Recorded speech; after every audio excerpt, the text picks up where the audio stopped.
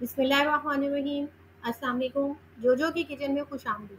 जोजो की किचन के अंदर आज जो हम रेसिपी तैयार करेंगे वो रेसिपी है बहुत ही मरगूब, हर दिल अजीज़ और शादियों में तो बहुत ज़्यादा इस्तेमाल होती है, चिकन कोरमा। तो चिकन कोरमा हम लोग कैसे बनाएंगे और इसके अंदर कौन कौन सी चीज़ें शामिल होंगी, हम स्टार्ट करते हैं।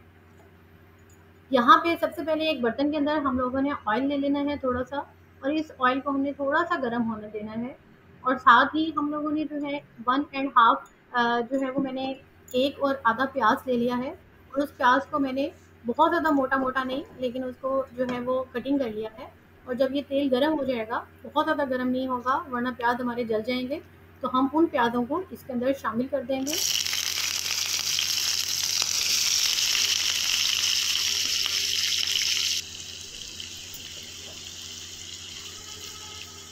इसको आपने डार्क ब्राउन नहीं करना, इसको लाइट ब्राउन करना है, और इन प्याज़ों को इस ऑयल के अंदर जो है हमने फ्राई करना है।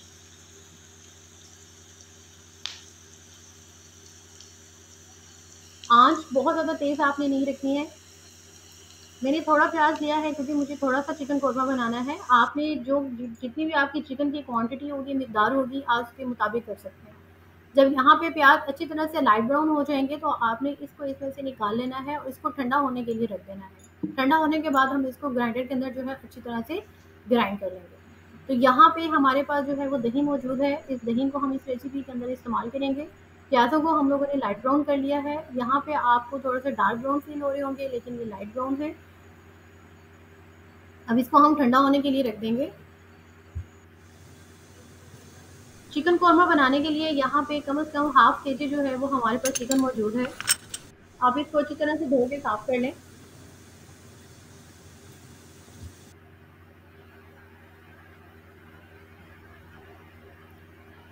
यहाँ पे हमारे पास अदरक और लहसुन का पेस्ट है, तकरीबन 1 टेबलस्पून।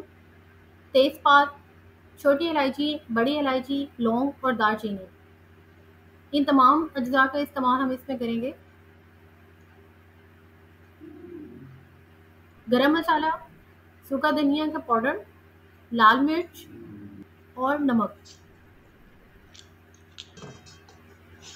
हमारे पास ऑयल है, ऑयल को हमने थोड़ा सा गर्म कर लेना है। जैसे ही ऑयल हमारे पास गर्म होगा, ये वही ऑयल है जिसके अंदर हम लोगों ने अपने प्याज़ों को ब्राउन किया है। इसमें एक दो प्याज़ों के टुकड़े जो हैं वो आपको नज़र आ रहे हैं।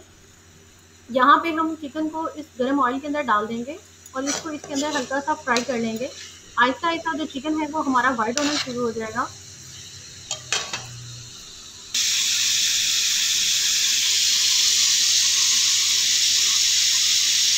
ये जो मसाला जात आपको नज़र आ रहे हैं, इसको हम अपने चिकन के अंदर ऐड कर देंगे।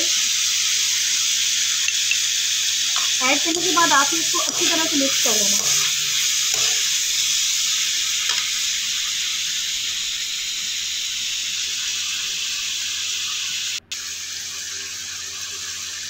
इसको अच्छी तरह से आपने मिक्स कर लेना है और आहिस्ता आहिस्ता इसकी शेप कलर चेंज होना शुरू हो जाएगा। यहाँ पे हमारे पास 1 टेबलस्पून के करीब अदरक और लहसुन का पेस्ट है, वो पेस्ट भी हम लोग इसके अंदर शामिल कर देंगे और इसको अच्छी तरह से हिलाएंगे ताकि हमारा मसाला जो है हमारे बर्तन के साथ ना लगे। यहाँ पे जो मैंने आपको मसाला जात के नाम बताए थे, वो तमाम मसाला जात हम लोग इसके अंदर ऐड कर देंगे। ऐड करने के बाद इसको अच्छी तरह से मिक्स कर लें।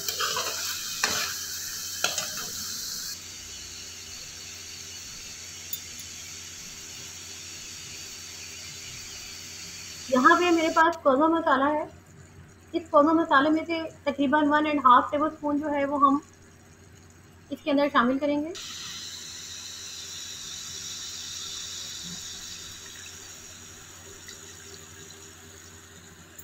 थोड़ा सा इसको भूनने के लिए अगर आपको थोड़ा सा पानी भी बीच में ऐड करना पड़े तो आप थोड़ा सा ऐड कर सकते हैं, ताकि हमारा मसाला जो है हमारे बर्तन के साथ लगे नहीं, वरना वो जले की स्मेल जो है वो इसके अंदर शामिल हो जाएगी।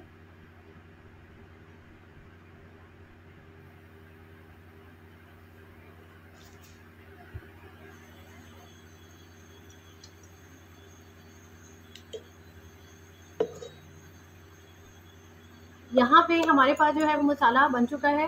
जो हमारे पास प्याज थे, उन प्याज़ों को हम लोगों ने अच्छी तरह से ग्राइंड कर लिया है। आप दही डाल के उन प्याज़ों को अच्छी तरह से ग्राइंड कर लें। वही ग्राइंड किया हुआ मसाला जो है वो अब हमने इस चिकन के अंदर शामिल कर दिया है। آنچ آپ نے بہت زیادہ ہلکی نہیں رکھنی اور بہت زیادہ تیز بھی نہیں رکھنی، میڈیم فلیم کے اوپر آپ نے اس کو بنانا ہے۔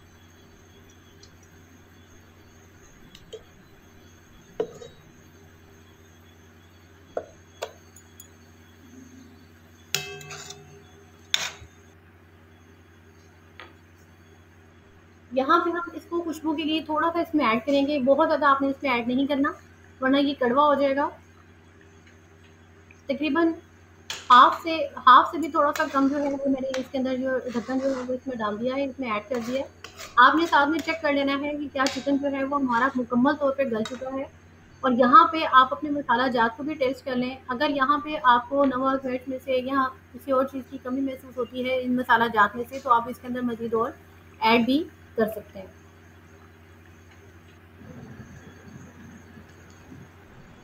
یہاں پہ میرے پاس کچھ بادام ہیں، ان باداموں کو بھی ہم لوگ اس کے اندر شامل کر دیں گے۔ ان کو چھلکا اتار کے میں نے ان کو کچھ دیر کے لیے بھگونے کے لیے رکھ دیا تھا۔